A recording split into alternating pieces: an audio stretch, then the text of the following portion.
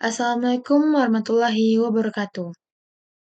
Hai, perkenalkan nama saya Mersenda Aulia dengan nomor BP 2101162011 dari Politeknik Negeri Padang. Baiklah, pada kesempatan kali ini saya akan mempresentasikan tugas saya dalam mata kuliah Kapitas Lekta dengan dosen pembimbing Bu Ulia Ufa Eskom Mkom. Baiklah, saya akan mempresentasikan tentang keamanan sistem informasi. Pengertian keamanan sistem informasi. Keamanan sistem informasi merupakan prosedur untuk mencegah pencurian data, akses yang tidak sah, dan kerusakan terhadap sistem informasi suatu perusahaan. Adapun sistem keamanan digunakan untuk melindungi jaringan informasi, melibatkan hardware, software, jaringan komunikasi, dan data dalam komputer. Masalah dalam keamanan sistem informasi. Masalah dan keamanan sistem informasi terbagi dalam dua. Yang pertama adalah ancaman aktif dan juga ancaman pasif.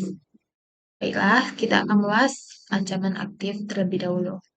Ancaman aktif terdapat 4. Yang pertama adalah pencurian data.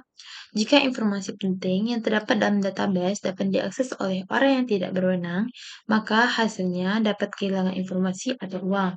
Misalnya, mata-mata industri dapat memperoleh informasi persaingan yang berharga, penjahat komputer yang dapat mencuri uang bank. Yang kedua yaitu penggunaan sistem secara ilegal. Orang yang tidak berhak mengakses informasi pada suatu sistem yang bukan menjadi haknya, dapat mengakses sistem tersebut.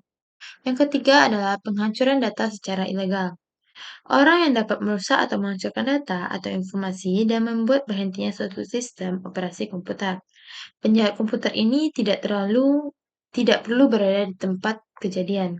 Ia dapat masuk melalui jaringan komputer dari suatu terminal, menyebabkan kerusakan pada semua sistem dan hilangnya data atau informasi. Adalah nama lain itu disabotase. Yang keempat yaitu modifikasi secara ilegal. Perubahan-perubahan pada data atau informasi dan perangkat lunak secara tidak disadari. Jadi modifikasi yang membuat pemilik sistem menjadi bingung karena adanya perubahan pada data dan perangkat lunak disebabkan oleh program aplikasi yang merusak atau malicious software. Program aplikasi yang dapat merusak tersebut terdiri dari program lengkap atau segmen kode yang melaksanakan fungsi yang tidak dikehendaki oleh pemilik sistem. Fungsi ini dapat menghapus file atau menyebabkan sistem berhenti. Jenis aplikasi yang dapat merusak data atau perangkat lunak yang paling populer adalah virus. Yang kedua adalah ancaman pasif. Ancaman pasif mencakup 3. Yang pertama adalah kegagalan sistem. Kegagalan sistem atau kegagalan software dan hardware dapat menyebabkan data tidak konsisten. Transaksi tidak berjalan dengan lancar sehingga data menjadi tidak lengkap atau bahkan data menjadi rusak. Selain itu, tegangan listrik yang tidak stabil dapat membuat peralatan-peralatan menjadi rusak dan terbakar. Yang kedua adalah kesalahan manusia. Kesalahan pengoperasian sistem yang dilakukan oleh manusia dapat mengancam integritas sistem dan data. Yang ketiga adalah bencana alam. Bencana alam seperti gempa bumi, banjir, kebakaran, hujan badai merupakan faktor yang tidak terduga yang dapat mengancam sistem informasi sehingga menyebabkan sumber daya pendukung sistem informasi menjadi luluh lantah dalam waktu yang singkat. Selanjutnya adalah tujuan keamanan sistem informasi.